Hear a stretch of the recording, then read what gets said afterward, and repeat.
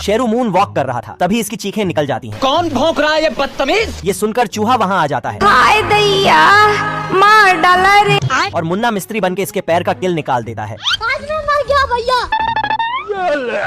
ये देख शेरू इस छोटे चूहे से बहुत प्रसन्न हो जाता है हमको फेवरेट डोसा ही। और इसे एक घंटी थमा देता है। ये देख, असली असली। और बोला, जो कोई भी तुम्हें परेशान करे बस इसे एक बार बजा देना।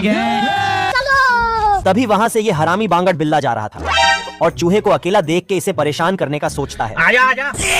क्या रे भिख मंगिया, क्या देख रहा है? ये क्या है? साला ये चूहा घंटी बजा बजा कर बिल्ले का सिस्टम हिला देता है।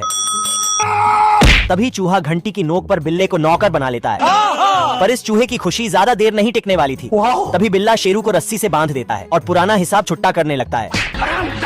इसकी मारने के बाद बिल्ला चूहे की भी लेने चल देता है। हे प्रभु